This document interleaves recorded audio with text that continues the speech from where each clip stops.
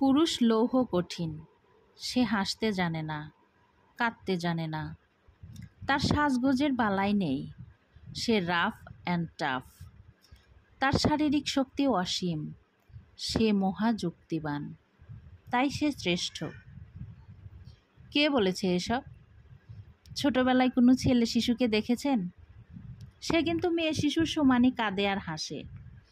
তার মানে তার হাসি কান্না স্বাভাবিক, প্রাকৃতিক। তাহলে বড় হয়ে কেন তার আবেগ কমে যাচ্ছে?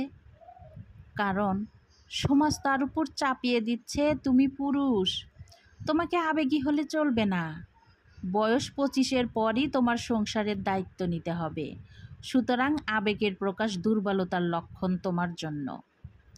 এতে কি ছেলেটা শ্রেষ্ঠ হয়ে ওঠে? সে নিদারুণ মানসিক চাপে বেড়ে ওঠে। অধিক প্রত্যাশার চাপ এটা। এই প্রত্যাশার চাপে কেউ নিজেকে ইনফেরিয়র মনে করে, অনেকে সুপেরিয়র মনে করে।